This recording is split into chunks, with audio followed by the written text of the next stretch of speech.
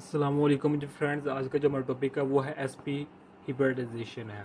Last video में हम SP2 hybridisation पर बात कर ली थी। चूँकि हम लोगों की सीरीज स्टार्ट की हुई है 12वीं क्लास की FSC पार्ट 2 है, सेट चैप्टर नंबर 7 है।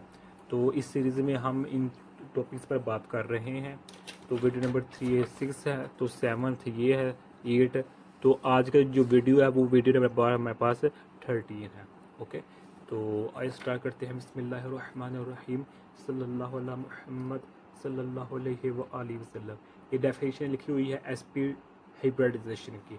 सबसे पहले हम हिब्रिडाइजेशन क्या होता है इस पर मैं पहले बता चुका हूँ कि जब हमारे पास मुख्तलिफ orbitals S orbital, PX orbital या PY ऑर्बिटल या PZ ऑर्बिटल आपस में मिक्स होते हैं, हम इंटरमिक्स करते हैं, तो नतीजे के तौर पर ऐसे हमें हिब्रिड ऑर्बिटल मिलते हैं जिनकी शेप और एनर्जी सेम होती है।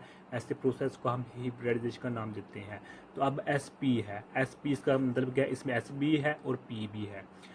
डेफिनेशन है when one S orbital and one P orbital combined as a result new orbital is formed is called SP hybridization। यानी कि जब हमारे पास 1 S orbital और 1 P orbital है, इधर ऑर्बिट नहीं है, ये याद रखिएगा। ओके, तो जब हमारे पास 1 S और 1 P ऑर्बिटल आपस में इंटरमिक्स करते हैं तो नतीजे के तौर पर हमारे पास न्यू ऑर्बिटल बनते हैं। उसको प्रोसेस को हम SP हिब्रिडाइजेशन का नाम देते हैं। अब इसकी जो सेकंड डेफिनेशन है वो ये लिखी हुई है, आप ये भी देख सकते हैं। If 1 S orbital and 1 P orbital of an atom intermix to form 2 orbitals of same shape and energy, the process is called as SP hybridization and orbitals are called as SP hybridized orbitals। यानी कि इसका मतलब क्या है।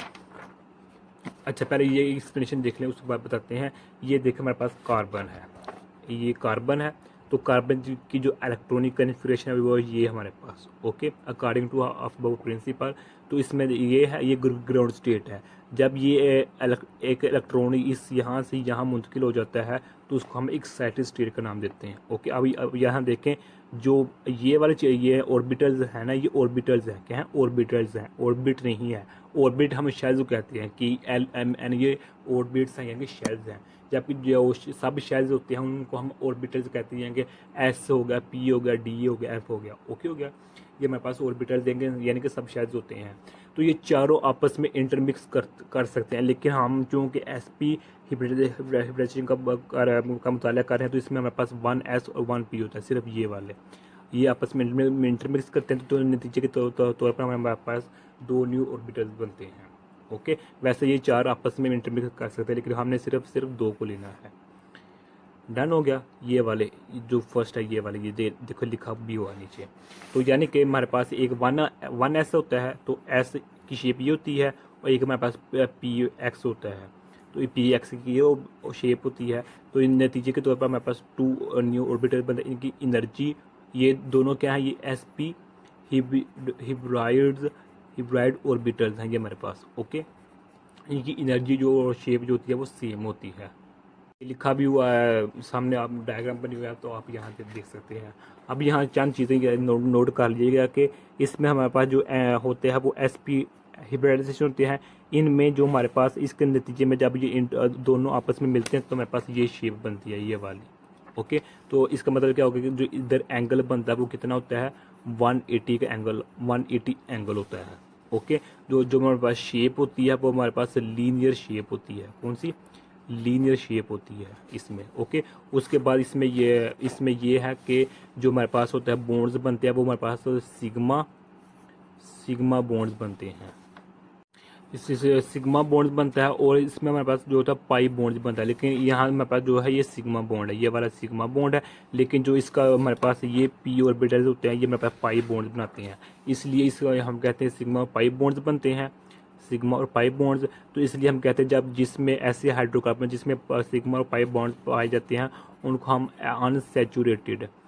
Unsaturated hydrocarbon का नाम देते हैं।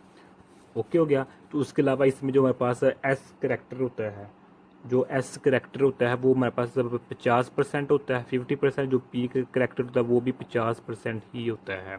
जबकि लास्ट वीडियो में हमने SP2 में दिखा था कि S करेक्टर हमारे पास 33.3 होता है, जबकि जो P करेक्टर है वो हमारे पास 60.6 होता है परसेंटेज। लेकिन इधर SP में हमारे पास S करेक्टर 50% और P करेक्टर भी 50% होता है। तो अब यहाँ एक एग्जांपल दी गई है, अब हम वो एग्जांपल देखते हैं। ये देखें इथाइन की example, structure of ethyne. SP3 में हमारे पास इथेन था, SP2 में हमारे पास इथीन था, लेकिन अब हमारे पास SP में इथाइन है। ओके, ये लिखा हुआ है, आप ये इसको रीड कर सकते हैं कि ये देखिए हमारे पास फॉर्मेशन ऑफ सिग्मा बॉन्ड, ये जब ये आपस में मिलेंगे तो ये हमारे पास जो होगा वो सिग्मा बॉन्ड बनेगा। ये भी सिग्मा बॉन्ड है, ये भी सिग्मा बॉन्ड है, लेकिन जो ये वाला ये भी सिग्मा बॉन्ड होता है, लेकिन जो हमारे पास ये आपस में मिलते हैं तो हमारे पास और ये वाले आपस में जो मिलते हैं तो हमारे पास नतीजे के तौर पर ये यहाँ भी पाई बॉन्ड बनता है। ये देखें ना, पाई बॉन्ड बन गए हैं। तो इनको जब हम इस तरह भी इस डायग्राम जो होती है वो बना सकते हैं। ओके, तो यही आज का मेरा टॉपिक था। जज़ाकल्लाह खैर, अपनी दुआ में याद रखिएगा। अस्सलामु अलैकुम व रहमतुल्लाहि व बरकातुहू।